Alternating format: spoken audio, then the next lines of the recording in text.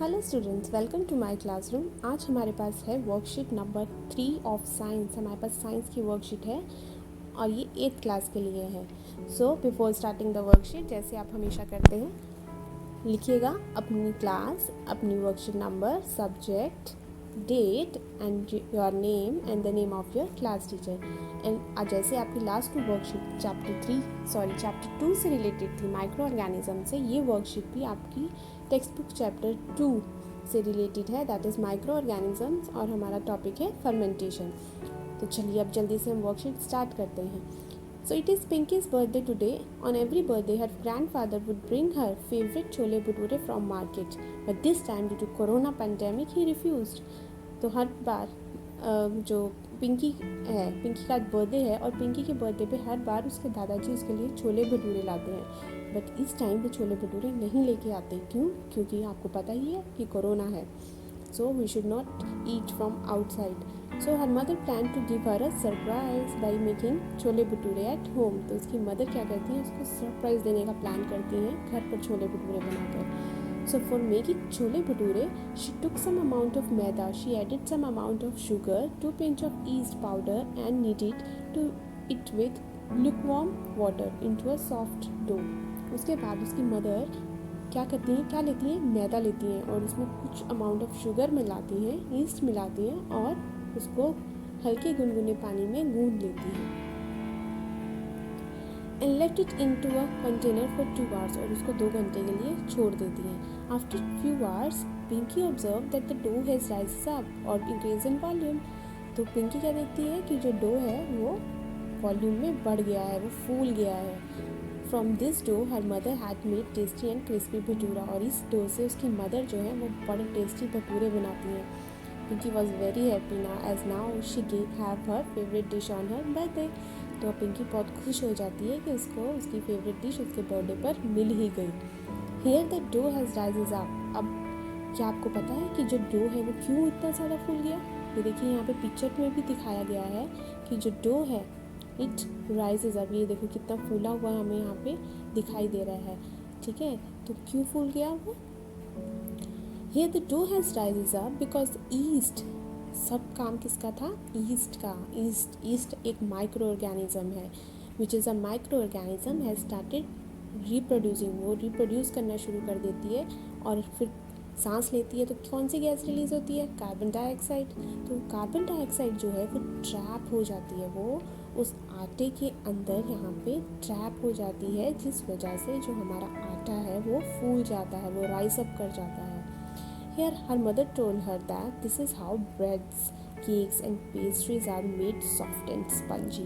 तो इसी वजह से हम जो पेस्ट्रीज खाते हैं, जो केक्स खाते हैं, वो बहुत सॉफ्ट होते हैं एंड स्पंजी होते हैं, बिकॉज वहाँ उनके अंदर क्या ट्रैप्ड होती है? Carbon dioxide.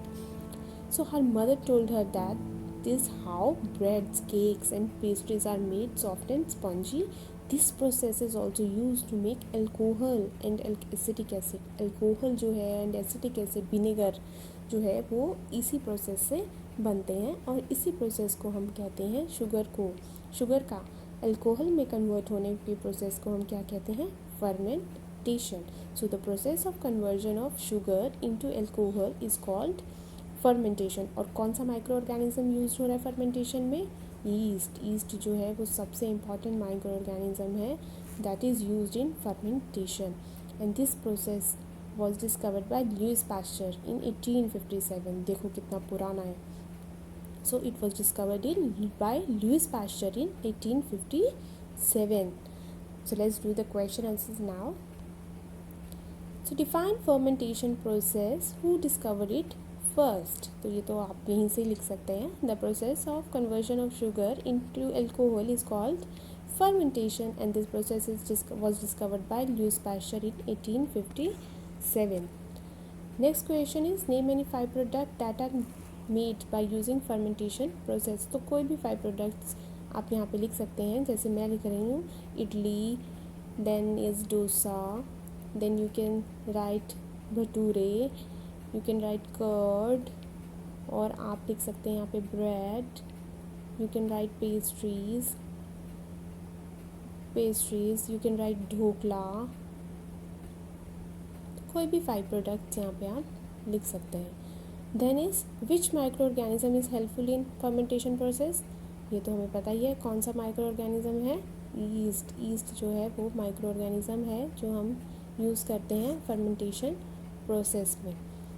Fourth is name any 2 food product of your choice which are made by fermentation process. तो आपने कोई भी 2 प्रोडक्ट्स यहाँ पे बता देनी है। जैसे मैं यहाँ पे ढोकला लिख रही हूँ और मेरा फेवरेट है इडली ऑल्सो, मैं इडली भी मुझे अच्छी लगती है तो मैं यहाँ पे इडली लिख रही हूँ। आपको जो अच्छा लगता है अपनी चॉइस का वो आप यहाँ पे लिख सकते हैं। नेक्स्ट है explain why did the dough prepared in above activity rises up, कि जो हमारा डो था, जो हमारा आटा था वो राइज अप क्यों हो गया था। तो ये आंसर आप इसी टेक्स्ट में से यहाँ से लिख सकते हैं। ये देखिए, the dough has rises up because the yeast present in dough, which is a microorganism, has started reproducing rapidly and released carbon dioxide gas during respiration. This gas gets trapped in it, due to which the dough rises up. Right? So this is your answer of question number 5. So this was all about the worksheet. I hope आपको ये worksheet समझ आई होगी। तो अगर आपको ये worksheet समझ आई है तो प्लीज़ अच्छे से ये वर्कशीट कीजिए and don't forget to like subscribe the channel. Thank you.